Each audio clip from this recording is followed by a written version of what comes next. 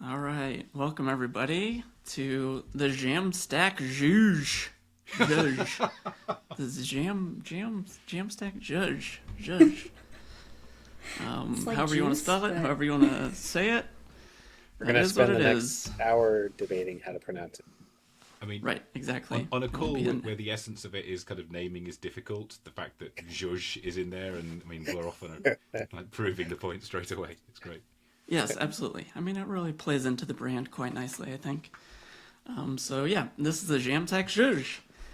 It's a discussion about the future of the Jamstack community.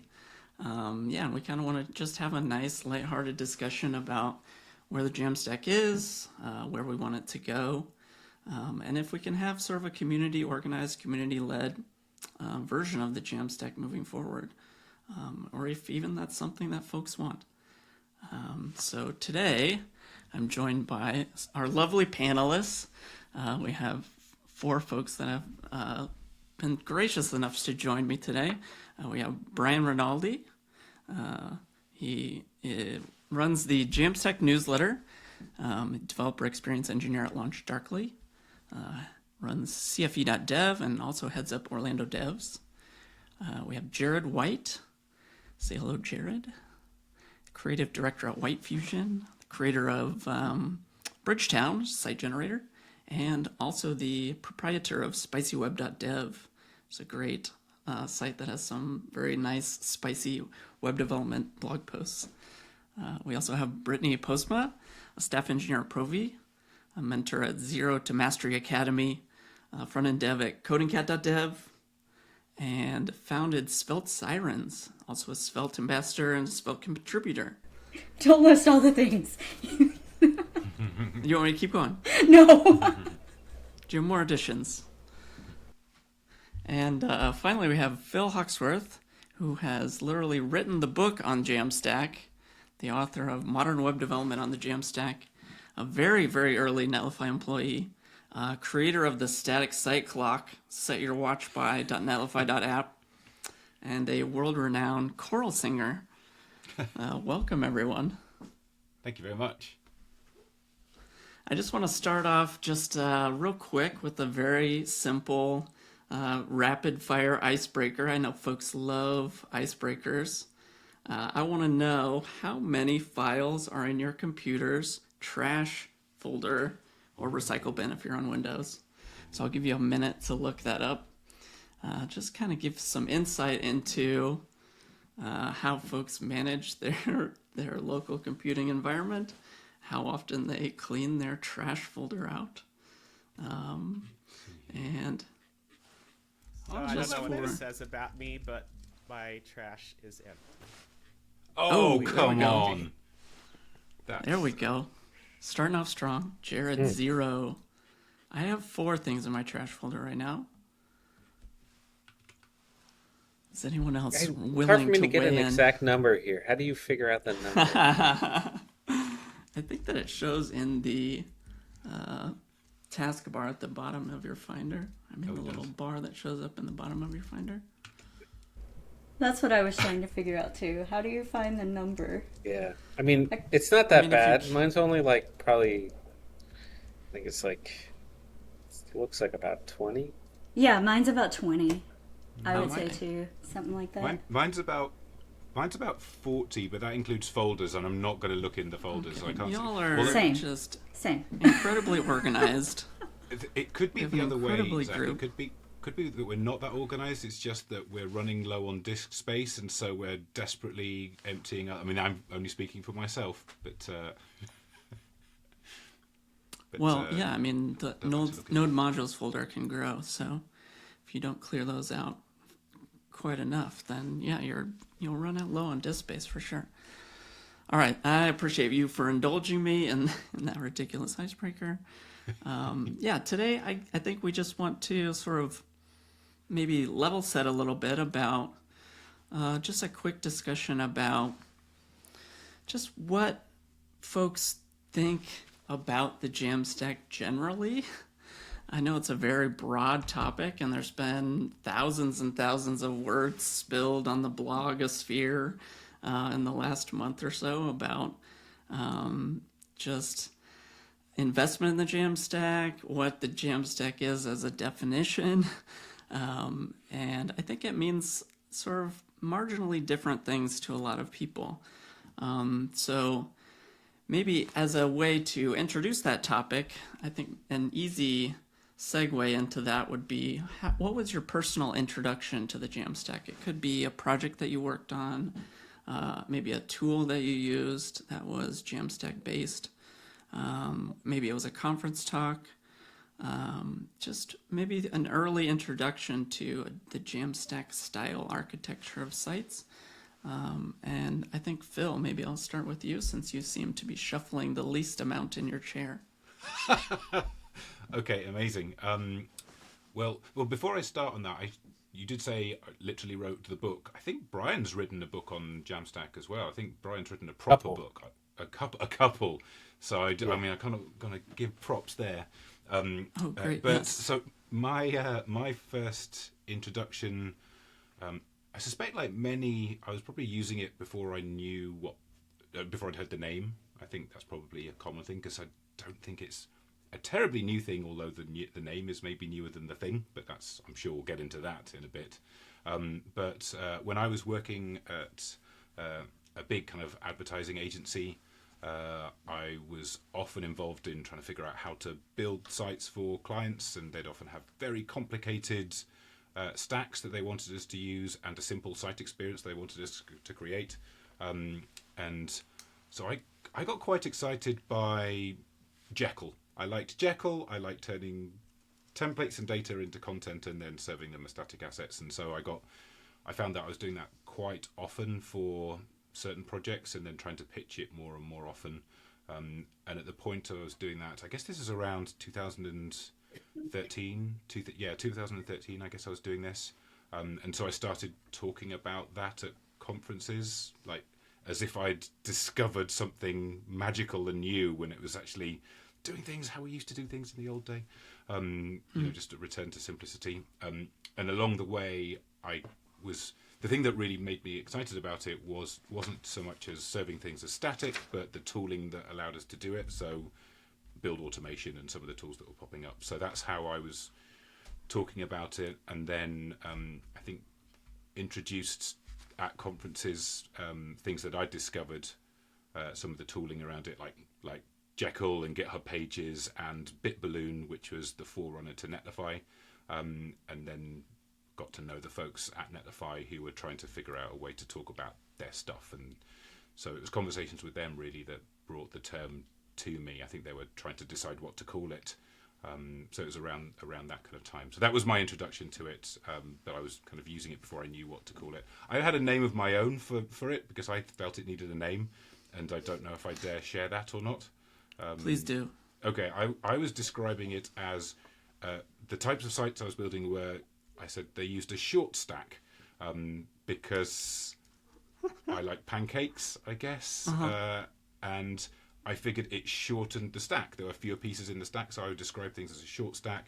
That name never went anywhere because it was just me doing this, but I was trying to describe things to clients because describing the component parts didn't land. So anyway, that was my introduction. Sorry, long answer. Yeah, that's great. I do like the term short stack. I think that's fun. I'm okay with that. I would have been okay with that as an alternative to Jamstack for sure. Brittany, do you want to go next? Yeah, sure. So when I was learning to code, I came across the Jamstack in learning React and found the Gatsby framework in learning just through video tutorials, and in Gatsby heard about the Jamstack. But I guess really it was before that, and I didn't really know that I was using the Jamstack. And once I found out about the Jamstack, I was like, I love this type of architecture, because at the time it was like JavaScript APIs markup, and that was the thing that eventually drew me to Svelte, because that was like that vanilla flavor that Svelte kind of brings to the table is what I loved about it. And that's what Jamstack was, is like just that vanilla type of stuff, and I could do these things easier, I felt like, than having all of this extra boilerplate and more stuff that I didn't need that kind of got in my way. And I always loved that about the Jamstack. And I felt like it was a community of developers and more than just the architecture. It was about like bringing people together, almost like how Vite has become this ecosystem of tooling now that brings multiple frameworks together. Like you have Vue, Svelte, Quick, Solid, all using Vite, and they're all in that community now. And that's the way Jamstack was originally. And that's kind of where Jamstack was for me, like when I started learning. And I feel like I kind of grew up around it. Like I learned to code around Jamstack, and I've loved it ever since. Yeah, that's great. I love the point that that it's more about the community than the architecture. I think that's great, and that really kind of speaks to what we're trying to get to today. Brian, do you want to go next? Sure. So I got my start, I guess around like 2012, 2013 with Jekyll, somewhere around that. Like, and I, as with a lot of zigs and zags in my career, it's always starts with an employer telling me no. So I went to my employer. I'm like, listen, we got to build this project. It was a big content site. I'm like, rather than use WordPress, because I've gotten frustrated with WordPress and like it being, all the plugins and the performance and things. I'm like, can we just do this whole thing in Jekyll? And ultimately they said no. We're doing WordPress. And then I became just kind of obsessed with writing, proving out that like this was a legitimate way to build things because they were basically kind of blew it off like, no, this sounds like a toy. It's not for real. So I started writing about it, speaking about it, building projects with it. Even like spoke. I met Matt and Chris early on because I was speaking at HTML5 like meetup in San Francisco that was in the Google offices, which like all about static site generators. So it was like it was amazing too. There was like 300 people there. It was incredible. Like and they were one of them. I was telling. They came and told me about the project they were working on that hadn't yet released yet. So, anyway, I've been in it a long time. I've seen all the twists and turns, kind of like a few number of us have all the debates. So yeah, that's where I got my start though. Yeah, that's great. I think that a lot of folks on this panel really sort of started with Jekyll in a way. And yeah, just in doing my research for this panel and listening to what y'all are saying now, I think my own personal introduction was through Jekyll. So yeah, that's great. I think, Jared, you might have a similar experience. I think I've read some of your blog posts that maybe reflect that same opinion, but I'd love to hear more. Yeah. Same story here. And it's funny, I think I really started to try out Jekyll in earnest around 2016, having just thrown up my hands at yet another WordPress install gone awry and just lots of headaches trying to work with clients doing these heavy duty installs and found Jekyll and I felt like I'd found it real late at the time, and this was 2016. It's like, oh man, I wish I'd known about this sooner. But it was great. Yeah, I started to promote that to clients, and I started to figure out ways to sort of bring some of my Ruby on Rails development experience to bear with like back-end APIs and back office stuff that the public Jekyll sites could kind of connect to. And it was really fun just pushing the envelope with that sort of hybrid architecture, if you want to call it that. And then when Netlify and the term Jamstack came along, I was really excited because it felt like a better way to communicate to clients what it was about, rather than like, so there's this static site thing and there's a dynamic site, and the static site's secure and performant, but the dynamic site has a database so you can log into that, but you can't. It just gets real messy and complicated. So to just sort of say like Jamstack, it's the hot new thing, it just made those conversations easier. So for at least the time there, it was exciting to have the sense of a community and a sort of approach and a philosophy, and also just like having content just right there in a Git repo, and it's really easy to work with, was super appealing to me as well. Yeah, I think that having a Git-based deployment model is a great benefit. I'm curious if you folks think that, because I've kind of been thinking a lot about what a minimum viable Jamstack site is. Trying to like get the definition down to just as few things as possible, because I do kind of feel like it's gotten more and more cloudy as time has gone by. And I think I've kind of settled on four different things. Performance, which is kind of based around pre-built markup on the CDN. And that's kind of like more back-end performance. It's not really, doesn't have much to say about front-end performance. Security, which is the second thing, which is really coming down to like a reduced attack surface, trying to limit the amount of code that's running as part of a request. You're sort of generating as much things statically as possible, which also feeds into the scalability of it. So that's like more of the third thing. And then I think the fourth thing that's really not discussed quite as much as I think maybe it should be is portability.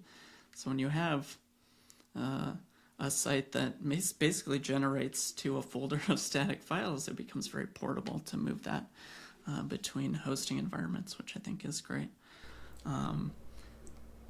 I think you basically just laid out the original Jamstack manifesto that Matt The wrote. original. Yeah, the original. Yeah. That was what was everything that was in it. Yeah, and And it was very clear what that, like how we achieved that with when it was purely static. Right? Yeah, And that's what I was going to it say. became too. less like some of those pieces, particularly like security and things like that, like became less clear as the definition expanded. And then as we brought in like Pre-gen. serverless functions, and can we use server-side rendering now? Like how can we bring these other pieces of architecture into Jamstack? Yeah, I think yeah, I there's mean, now 50 different types of rendering, or something like that. I mean, 50 by the plus, at the something. start of the call, by the end of the call, there'll be more. there's We'll always embed room a few for more. here while we're talking. Yeah, exactly. I think the main point I'm trying to bring across here is that do you all feel like the development operations side of it, or the development predictability, the atomic deploys, the Git-based deploy workflow, is that part of the minimum viable Jamstack? Is that piece of it part of the continuing definition for y'all? And you can have different answers. We don't need to have consensus. I Maybe I'll go pers- to Phil first, since you started. I'm sorry, talking. I didn't mean to like suddenly swoop in and just. I've start realized talking. that I need to call on people to speak. Sorry. We're all polite. That's what it is. We're all kind of going to stand and wait for each other. I was going to say, maybe controversially, I don't think so. I don't think actually that is a core part of the definition. I do think that's one of the key enablers that makes it compelling. But this is already getting into the nub of the problem for me. I think in that it's difficult to come up with a name for a thing like this that could potentially encapsulate so many different things, because even when you described the minimum viable Jamstack site a moment ago, I think what you were listing were the benefits, the core benefits of when it's done well, rather than the things that make it like qualify something to be Jamstack, because you can create something which is secure from lots of different means. But I think good security with a low level of effort is one of the core benefits of doing a Jamstack site well. I mean, I would potentially argue that the minimum viable Jamstack site is an HTML5 file on a static server. That would be my minimum viable Jamstack site, but that isn't very compelling, because I think the thing that really makes it viable is the deployment process that gets it there, and the build automation, and the suitability for it to have immutable deploys and atomic rollbacks and what have you. But I don't think that's necessarily the attribute of a Jamstack site. I think that's just those are the things that have made static sites feel more compelling, because you can automate the process of building them and what have you, which when you group all of those things together, you kind of need a name to describe them, I felt. And so those are the things that kind of go into what we describe as Jamstack, I think. But it's yeah. So I guess my answer to the original question, what's the minimum viable Jamstack site? I'd say it's an HTML file on a static server, but it's Does it have to difficult be to end there, isn't it? HTML? Yes, I think it does. Because that's what Well, sorry, I said that in a very kind of like dismissive. Yes, of course it does. I think so because that's what browsers understand. You can't deploy anything to a browser without some HTML first. So yes, I would say it has to be at least HTML. I don't think you could serve something else instead. And I don't know what do other people think. I would agree with you in that. First of all, when I got started, there was no, there wasn't really a Git deploy process for any of that. Like I was actually using FTP. I don't know if you all remember what that is. Um, and it was such a pain in the butt that there was tools people had built. I can't even remember what they were that like helped you just automatically FTP stuff so that I didn't have to actually manually move the things once the deploy ran. Um, I mean, I would still consider what I was doing fall under Jamstack. But I'd say I also agree with Phil's larger point that one of the struggles that we've had is that when we speak about the benefits of Jamstack, which has kind of always been the selling point, is like we speak about the benefits of Jamstack, but then somebody else is like, it was like, oh, well, I do all those pieces, right? And I develop in X. And so I'm doing Jamstack. And I've heard that argument so many times where it's like, well, yeah, I must be doing Jamstack because what I'm doing fits all those pieces, even the JavaScript APIs and markup once we had that like acronym. Like it's like, oh yeah, I'm using all those, but I'm doing it in PHP. It's like, yeah, you are, I guess, but that's not really Jamstack. And you'd get into a whole debate because it wasn't about, you know, if we sell it on the benefits, and it's harder to define. And I always tried to kind of narrow it down to like there's a subset of tools and services that kind of all fit within this ecosystem. And I think a lot of people did these maps for a while of like what everything in Jamstack was. Because I think when people really ended up saying like, oh, I'm a Jamstack developer, it was because I'm using some of those tools and things and I'm doing things the way it prescribes, but it wasn't about like, oh yeah, my site's secure because that I could do that in any number of technologies. So yeah, I generally agree with Phil's point. I think I disagree because Yes, I here we think it go. can be markup of any type. It can be a template because you can use a compiler or a build step to still get that static output for the browser. Or even if it's not static, however you're rendering, you can get that output that the browser can read. I think it can be a markup template of your choosing. That's what Svelte is and does. I mean, I wouldn't be in this conversation, I don't think, if we didn't allow for non-HTML files, because I don't use HTML files in Svelte. Yeah, I mean, that does bring up a very interesting point just in the dynamism space. So if you have a build process that generates PHP files at the end, is that a Jamstack site? I don't know. Folks have used Eleventy to generate PHP sites before, and that's not a use case that I have used myself, but Yeah. I mean, it I seems wonder like a if very you're like putting the framework in the browser, kind of like React does. Like if you're pushing more framework to the browser to read the template, then is that Jamstack? Like, do we draw the line there, or like does it have to like pre-render that and serve up the actual HTML for the browser? Yeah, I mean, it kind of goes back to the question of back-end performance versus front-end performance. So Jamstack, in my mind, really came to popularity around the same time that single-page applications came to popularity. Excuse me, and yeah, it kind of ran the gamut of sort of, I don't know, pre-built markup all the way from front to back, and maybe more application shell style sites. And I think that was useful in a way. I like that Jamstack sort of was a big tent for both of those camps. And I'm curious, Jared, what your perspective is here. I know that maybe you're also someone that comes from the more pre-built markup camp, trying to generate as much upfront as possible. What do you think Yeah, about, yeah, yeah, sort of and the performance question? yeah, and I think Phil and Brittany are kind of saying the same thing, but Brittany was kind of going at the heart of the authoring experience, and yeah, like I think from an authoring standpoint, there are so many different template formats out there, like so many different programming languages for the web have sort of their own flavors of templates, and then if you just look at JavaScript frameworks, there are so many different ways to write components and templates there. I think for me, it's a question of what does this compile down to and when. And so for me, when I look at Jamstack, it starts to answer a when question right away. Like, when does the markup get generated that the browser will read? And to me, like, it should be,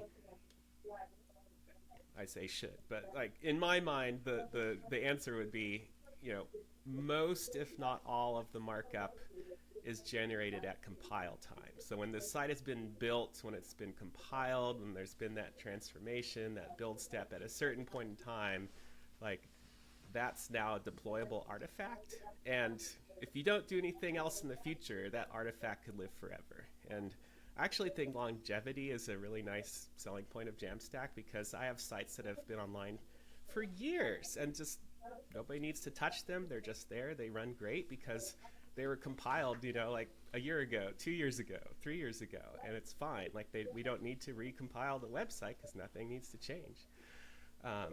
So, I think the issue with sort of saying like, oh well, like a site that just has div ID equals root, that's a static site, and like React boots up and does everything. It's like, yeah, but now everything you're seeing in the browser just got built now, like everything.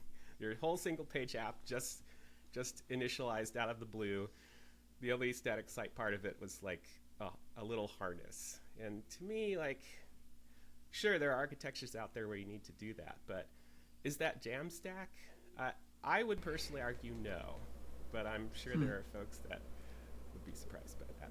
Ben said something really awesome, I think, in the chat, and he said that sites and tools are not Jamstack. Jamstack is a rallying banner, and it's a pretty good point. Yeah, I think that kind of gets back to the core of the discussion here. Do we want the Jamstack to be a big tent that really appeals to as wide of a base as possible, in order to get as multiplying effects from the community?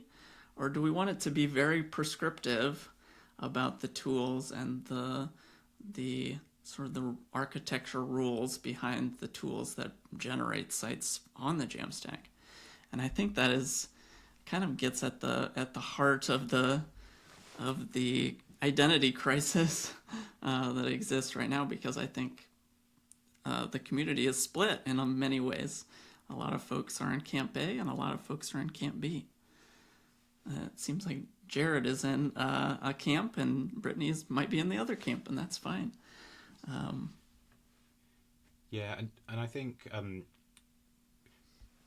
part of this is down to the fact that we've already heard just a few different opinions about what could constitute like the minimum viable like site, and I think there's a Jamstack site rather, and there's already some kind of technical tastes kind of coming forward. And one of my biggest problems that I always had when talking about Jamstack publicly is that people would level the criticism at me and of the architecture to me, which I think was based on a slight misunderstanding, and that was conflating single page applications and Jamstack. And I think that's partly the fault of those of us who communicated about Jamstack, and the fact that it starts with a great big capital J that stands for JavaScript, because you'll notice that when I described the minimum viable Jamstack site, I didn't talk about JavaScript, I talked about an HTML file. Now, of course, when Brittany was describing a Svelte project, that would be loaded with HTML that then call off the JavaScript, right? So I think that's the next stage down. I think that's perfectly valid. But I think what often happened was that people would think that Jamstack meant single page application, that where everything was rendered in the client, and it can be, but it doesn't have to be. And as soon as you start saying things like it can be this, but it can be that, then it's like, well, what is it then? And I think for me, Jamstack is maybe best characterized by what's missing, which often feels like a very negative way to talk about a thing, saying, well, it's everything but this. And the thing that I think is missing is an active application server. That's the thing that you don't have to have. And I think that's common to just a site that's served with static HTML files to something that's pre-generated and compiled down using Svelte, but then is delivered through static HTML files and JavaScript, or a single page application that's got lots of client-side rendering.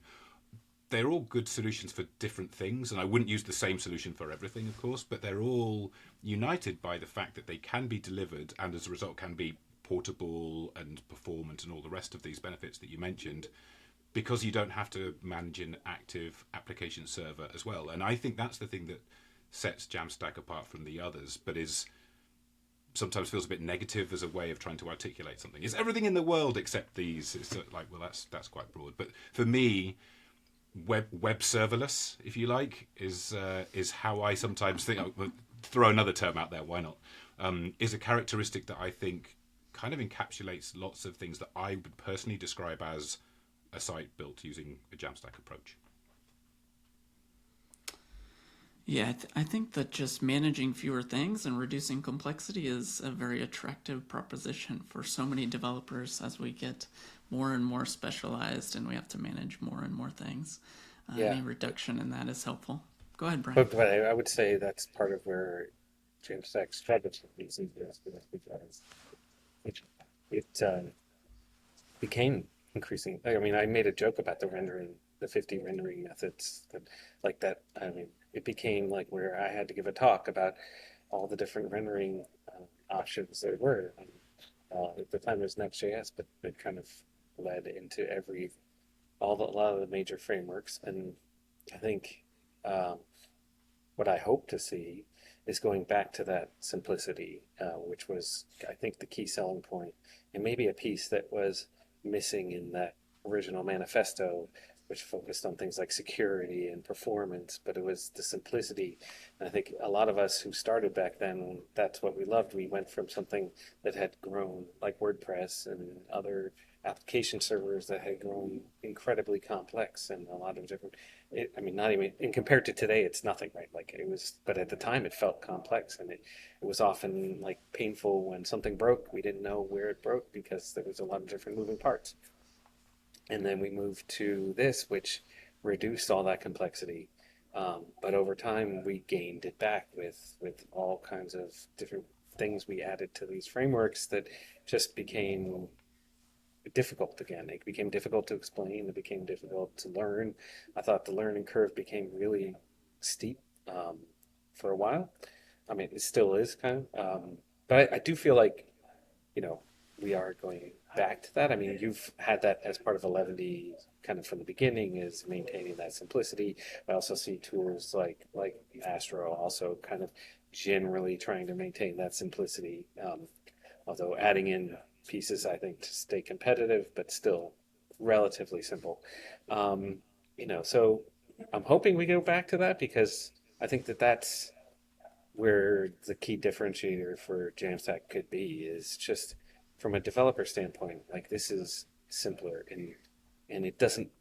I think what we lost was we tried to fit more and more sites, more and more types of sites, and I think it's okay to narrow it down to be like, Jamstack is good for these things, and it's not necessarily good for those things. And while though you may use some of those principles in these other things, and some may carry over, it doesn't mean. There's nothing wrong with it. It's just, it's not Jamstack. That's okay. Yeah, I love that idea behind sort of simplifying the definition and sort of going back to a clearer definition, because I really think that when folks hear Jamstack, they don't necessarily think of it as a silver bullet. It's not a one-size-fits-all solution to every problem. although I would say newer iterations of that and the bigger tent sort of strategy of Jamstack has come closer to silver bullet status, but it's in many ways has, I don't know, gone against the original intent. So in my mind, thinking back to Jamstack was sort of created as this like antithesis to WordPress originally.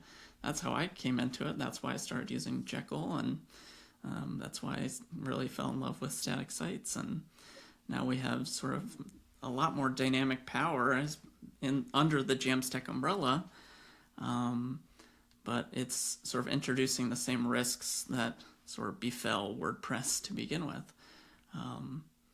So yeah, I'm curious if y'all have sort of, I don't know, developed sites that are Jamstack but are using serverless functions primarily as the delivery mechanism. So not just statics first, but more everything is routed through serverless or edge compute. If folks are developing sites currently using that model. Brittany, I'll just go to you first, if that's okay. Yeah, I've done a few things on Edge and on serverless, and then I know that like learn.svelte.dev, and recently they've moved like the docs and those sites to like some of the serverless and Edge technologies too, and there's lots of downtime. Like they still have like experimental status. I don't think they're all still fully like functioning correctly. So that's like one of the like edge cases, like not to use puns, but like it's just Please they're do. just I don't know. I like them a lot. I think they're good, especially for people that aren't like fully back end devs like me. Like I love front end. I'm not great at back end. I would rather write a serverless function than have to like dive into how a server works and running a full server. But the technology just isn't stable, it seems like, yet. I mean, it does kind of go back to that there's a trade-off that exists when we introduce more dynamism. Jared, if you want to go next. So this is where I start getting real spicy real fast, and I will try to. I'll try to remember Zach's original entreaty to remain lighthearted, but I feel like, and I've been trying to think of like a hook for this, and I thought back to an old Apple sort of round table where they said that they had designed themselves into a bit of a thermal corner when it came to the Mac Pro. And I don't know if you all remember this, but like at one time the Mac Pro was like a round trash can, and they were all like, can't innovate anymore, my ass. And then it turned out that was all a really bad idea, and they designed themselves into this thermal corner and had to design themselves out again.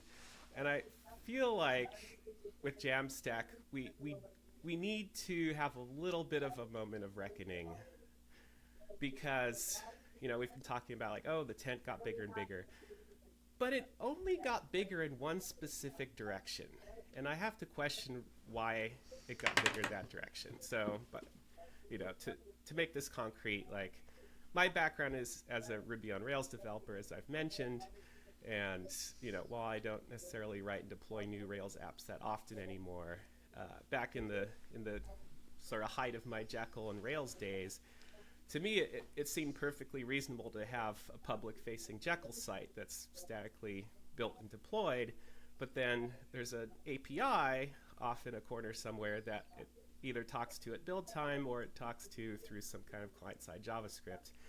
And maybe folks in the organization can log into this Rails server and do some stuff there. And to me, that was perfectly fine as Jamstack, because while the Rails server by itself wasn't necessarily a Jamstack deploy, the Jamstack deploy could talk to it, and that's cool, and that worked fine for the projects I was building.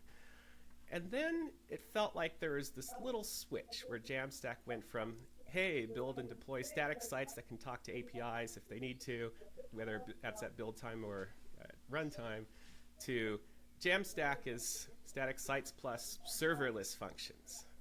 serverless functions. And the selling point there presumably is you don't need to run servers, you don't need to maintain servers, just use serverless functions.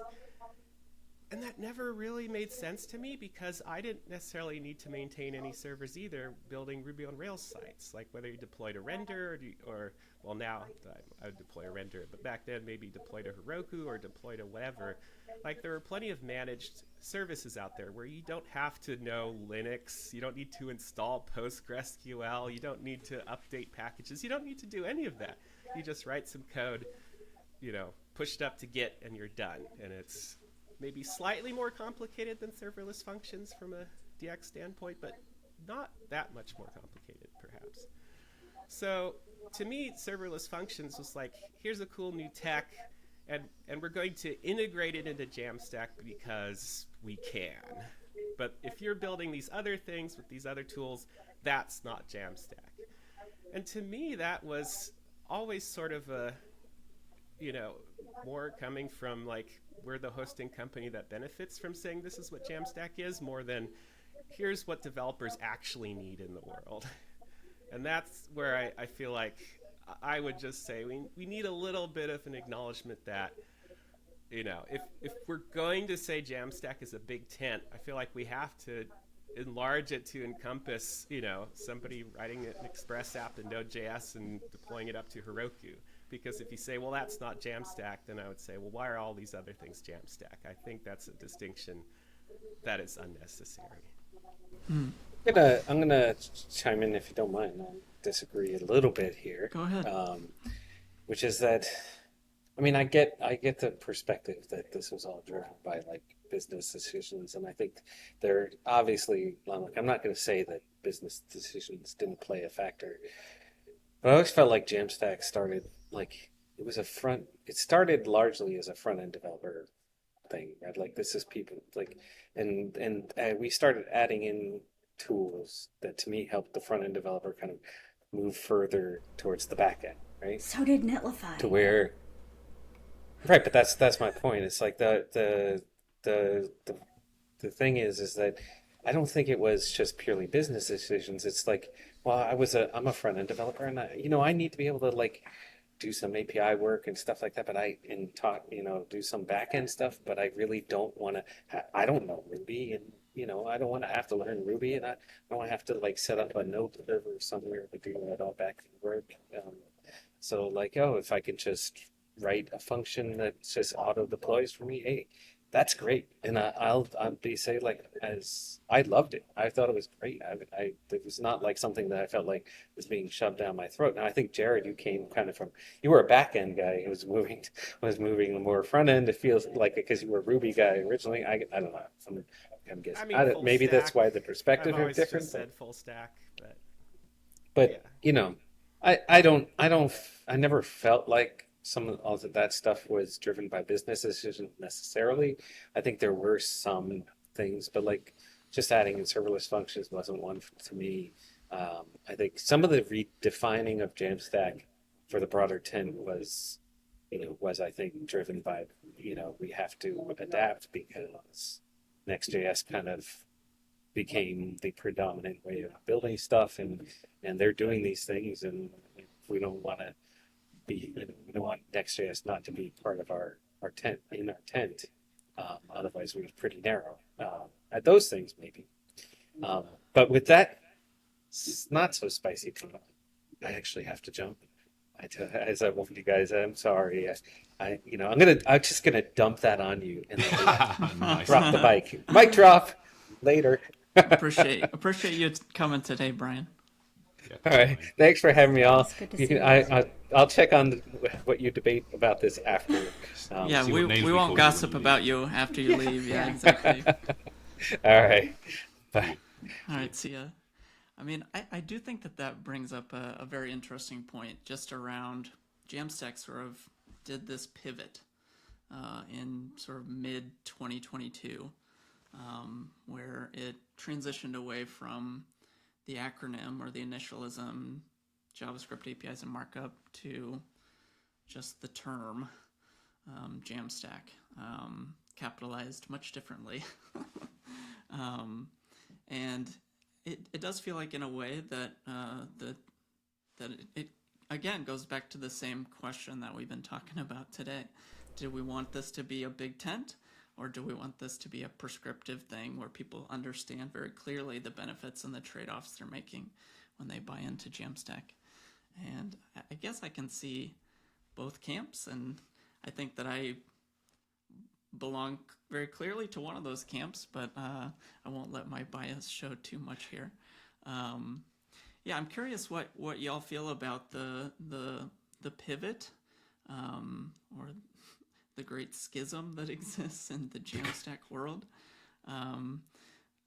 because it does kind of feel like, yeah, there was an identity crisis that existed, and it's kind of strange to think back that was only a year ago.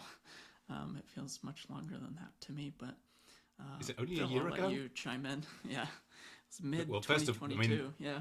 that might be the most shocking thing to me on this call, that it was only a year ago, because we've all aged since then, but time's weird these days. Well, I mean, I led a lot of that kind of charge to try and change the way the name was capitalized, and some people like it and some people hate it, and that's fair. I've already kind of alluded to one of the motives for doing that previously, which is about this belief that Jamstack meant single page application, that a Jamstack site had to use JavaScript, and a Jamstack site had to call on APIs. And my contention is that the minimum viable Jamstack site is basically a static site. However you've generated it, however you've built it, that's the minimum viable thing. It's just that it's served from a web server, which effectively can be dumb. So, of all those portability reasons. So the fact that people were conflating those two and saying, but Jamstack sites are terrible because you've got to do all of the rendering in the client, I think it was important to clarify that and to try and help avoid that misconception. So that was one of the motivations for moving that, to try and help what is, let's say, is undeniably an imperfect name. The fact that it's got the word stack in it, the fact that it's got an acronym that suggests you've got to use these three things, all of those make it a very imperfect name. And I think that was one of the reasons to try and change that, is to say, let's just make it a noun that's describes something that we think we agree on. And clearly we've never really got full agreement on it. But everything we've talked about so far, I feel, still comes back to the thing that I set out, which is that that can be served with a dumb server. And Jared was kind of alluding to, well, it's simple enough to create a server. You don't have to manage a server, and you're quite right. You don't have to manage a physical server with virtualization and all of these different services. The thing I'm talking about, though, is managing an application server, an actual application. So an Express application still needs to stay running, right? And if it falls over, it's fallen down. So you've got to keep it running. And I think maybe maybe I didn't make myself quite clear enough when I was trying to describe that, because the thing that I think kind of extends, nervous saying extends, but kind of expands on Jamstack a little bit when we've got talking about serverless functions, is the fact that they can be ephemeral. They're static things that get served, and they're kind of ephemeral, that if the process dies, well, the next person comes along. We don't have to keep the application running, and I think that's an important thing. But I'm veering from the question you asked, so I'm sorry. I'm kind of steering back to some conversations earlier. Scaling too. I'd love to kind of loop back to that, but I should stay on topic because, Zach, you're stewarding the conversation. So anyway, that was the motivation for the name change, which perhaps introduced more confusion rather than clarified it. So I'd be curious to see what kind of faces other people pull and what happens in the chat when we talk about that kind of spelling change. Yeah, Brittany, I guess I'm curious what your perspective is.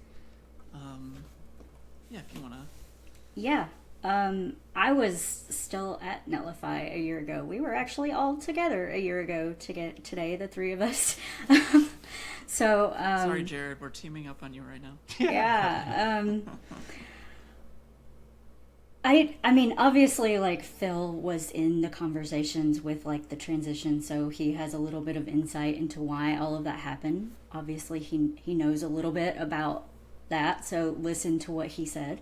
But I do think that could be a curse, that knowledge. So it's better to get a different perspective, I think.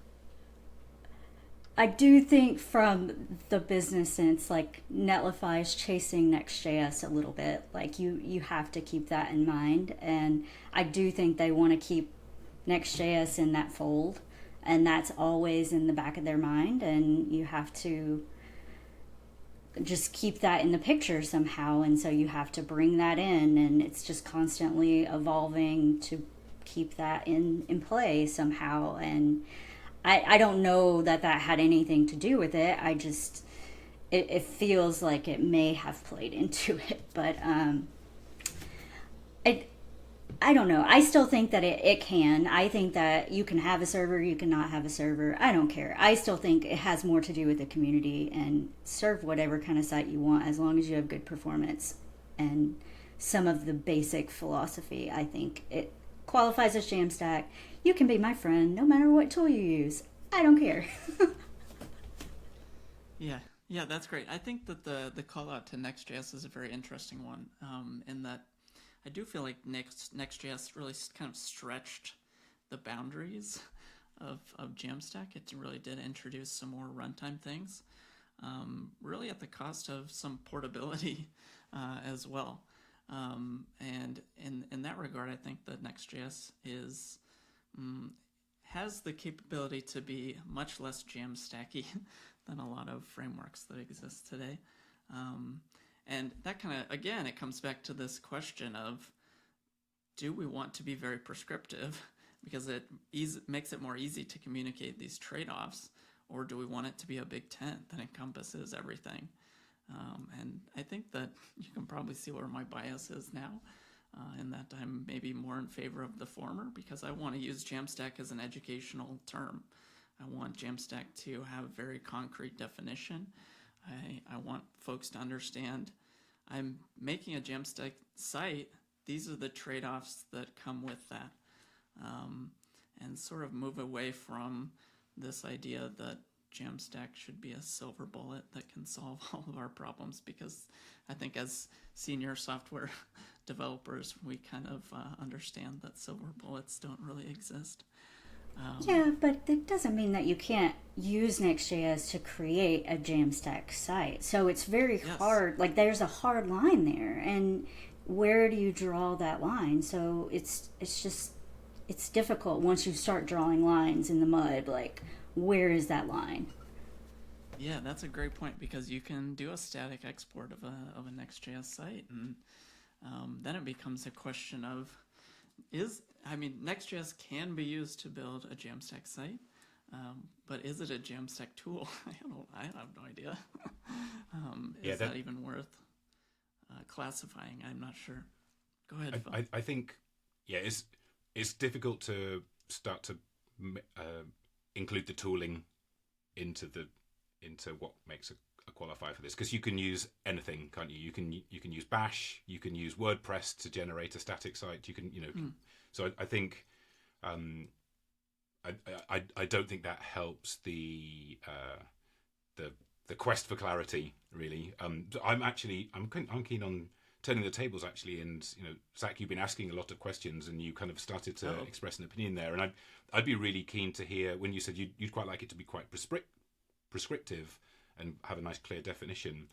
I'd love to hear your thoughts on what would be included in that. Yeah, I do agree with your sort of definition in that Jamstack is sort of non-application server-based development. I do like that. But again, I kind of come back to the original sort of Jamstack definition that Matthias sort of developed and talked about at Smashing Conference so many years ago, 7 years ago, I think it is now. And I kind of think about it in terms of, is the site I'm developing rooted in static pre-built markup, or is it rooted in dynamic on-request generated markup? So just to be very clear, I would exclude frameworks like Remix from being Jamstack. And I understand that might be controversial, but I don't think Fresh is necessarily Jamstack. I don't think that Enhanced.dev even is necessarily Jamstack, because that's serverless first. So anything that runs primarily through serverless functions or edge compute, I don't think is Jamstack, which is maybe strange to say, but to me, it really comes back to the original question of Jamstack was the antithesis of WordPress, and WordPress has sort of runtime performance problems. It has security problems associated with it, and I want to move away from those. I want to make the trade-off in the sites that I'm developing to have them be static to work around those issues. So hopefully that answers your question. Thanks. Without... I really like that, and I think it also it kind of leads us to one of the particular benefits that we talked about right at the beginning that Zach you kind of listed that were in the original manifesto. It's odd saying the word manifesto for this, but the original manifesto that Matthias wrote, and that is about portability. For me, that was one of the things I would talk about a lot when I started talking about what had yet to be called, Jamstack sites. The fact that pre-generated site using whatever tools, don't care, put them somewhere, wherever, don't care. But the fact is that if that thing goes away, you can pick them up and put them over here. I mean, maybe that's one of the most descriptive and illustrative attributes of actually what goes into making a site like this that we could come up with, and we could do worse than constraining the definition to have that almost as a qualifier. I've come more and more at peace with the idea of technologies that are, I used to say, adjacent to Jamstack, because you could tell I was squirming around the fact that is it Jamstack? I don't know. Is it kind of is an enabler, and talking about serverless functions and edge rendering and all of those things. And I think those are great progressive enhancements almost. I mean, it's almost like progressive enhancement that reaches all the way back to not goes beyond the client. We were talking earlier on about you asked the question, Zach, are you using any predominantly edge rendered or serverless rendered things? And I know that at Netlify we're using quite a lot of sites which are pre-generated, but every request actually passes through an edge function and can progressively enhance something. So is that still Jamstack? I don't know. It still fits with my model of everything's pre-generated, and now we're doing progressive enhancement, but not in the browser, if you like, which kind of feels, I'm very comfortable with that, and I like that approach, but I don't know if I would describe it as Jamstack from a purist point of view. So maybe your qualifier of is it portable might not be the worst qualifier for that, because of course a site not being Jamstack doesn't mean that it's a bad architecture. That's also a key thing to talk about. Yeah. We kind of describe, can we call it Jamstack? Is it good enough? Almost like we're so tribal, in web development that if it doesn't fit into this camp, then it's bad. And that's something I really dislike. So that's one of the things that when Brittany mentioned a few minutes ago about, I like the goal of just the community being able to get together and talk about that. I love that as an aspiration for a valuable thing in a community. But anyway, I'm digressing. I really like your qualifier of portability. That's one of the core things that got me excited in the first place. Yeah, I really like that too, and actually really resonate with what you're saying, Phil. And I like this idea of there being Jamstack adjacent technologies. Even if we want to get silly and call it Jamstack Plus or Jamstack Extreme or whatever. Professional edition. Yeah. But I think we need a core thing that is defined, because if that is defined, then we all have a really great shorthand. It would be so awesome to just be all like, yeah, I develop Jamstack sites, and yeah, this tool is a Jamstack tool, and yeah, this is a Jamstack friendly hosting company, and everyone can kind of say there's this thing, and we kind of all roughly know what it means, and then you can expand outwards, and maybe some flavors of Jamstack Plus or whatever is using serverless functions, or maybe some other flavor is still using a good old Rails monolith off in a corner somewhere, or maybe it's just a static site, and that's totally fine, and you don't need anything more than that. But I think having some kind of core that's well defined is really helpful. It's helpful for education. It's helpful for tools to promote themselves. It's helpful for hosting companies to promote themselves. It's helpful in so many ways. And also, I'll just end here real quick. But talking about like the single page app thing, I think if we're talking about pre-built markup, it kind of means that even if some aspect of your site is kind of SPA land, there's still a basic experience that works for everybody. And like you can disable JavaScript and you don't just get a white page that's unusable. That feels real bad. And there's this sort of larger industry shift, I feel like, towards like more SSR, more progressive enhancement. And if we're starting with static site generators, that's just SSR that happened once, right? It's like SSR that was baked at some point, and now you're just served that pre-baked markup. So I think it's great to like start there, and then we all might have our particular flavors that we like to kind of add on to it. But anyway, those are my unfiltered thoughts. Yeah, that's great. I guess I think we're coming up on time, so I just want to do one more just rapid fire question if folks have a few minutes. I want to ask if y'all could change anything moving forward, get one benefit out of the Jamstack moving forward, what would you like to see from the Jamstack community in the future? Maybe I'll start with Brittany, if that's okay. Yeah, trying to think one benefit out of the Jamstack community going forward. I don't know. I feel like get back to what we were. I feel like we've lost something over the last year with like the name change and the philosophy kind of change, and we've just lost that feeling that it had originally. And I guess I would like to get the feeling back. Does that make sense to everyone? Jamstack is a feeling. You put that in the doc. Like, I want that feeling back. Yeah, I think that was a quote that was attributed to Jason Langsdorff. Maybe, I don't know, pejoratively. But if you go back and watch that video, there's some extra context there around the original quote. Yeah, I think he was kind of referring to just how, this was pre-name change, actually, how the tent was sort of expanding and how there was a lack of clarity around what Jamstack was and wasn't. But yeah, he was making kind of a joke out of the lack of clarity around Jamstack at the time. So I don't know. I just thought I'd offer some additional context around that quote before we just let that one go. Phil, do you want to go next? Sure. It's a really difficult question, actually, thinking about this.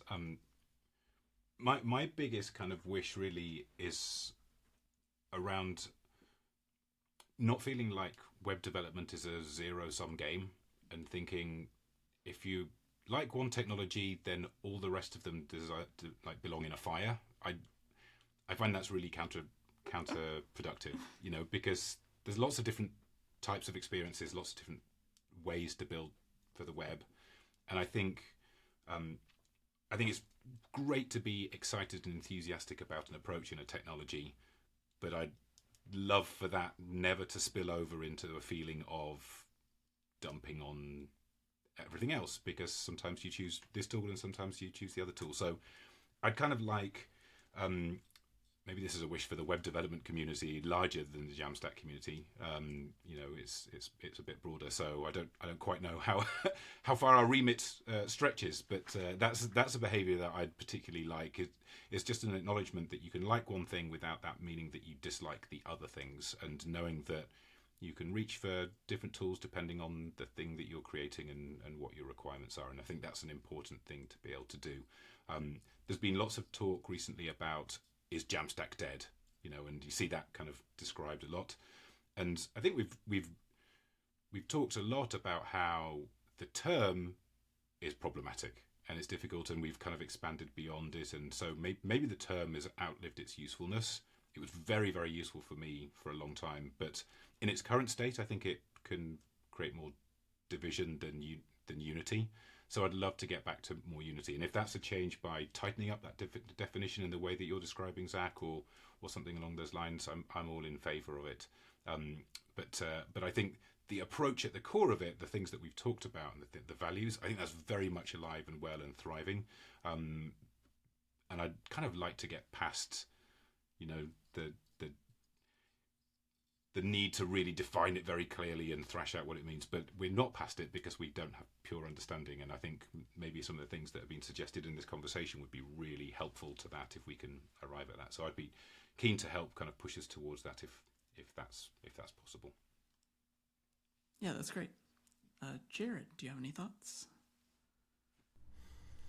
Yeah, I too would love to kind of move away from this sort of tribalism and I think I think the problem I've just run into a number of times, which is why over a span of a few years I went from Jamstack yay to it being a big bummer for me, is comments kind of like Jamstack is modern web development and this is the way the modern web gets built, and it's like talking about a very specific tool or a very specific approach that to me was like adding a bunch of stuff on top of Jamstack.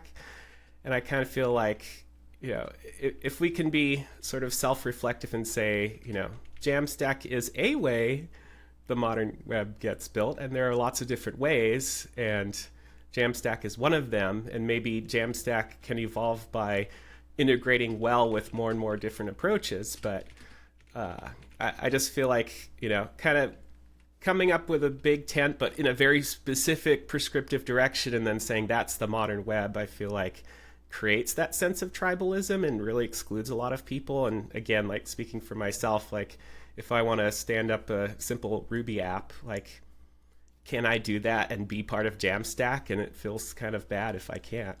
So I would love to however it evolves, kind of evolve in a direction where it's maybe a bit more defined and also friendly towards all of the things that it can kind of plug into in one way or another.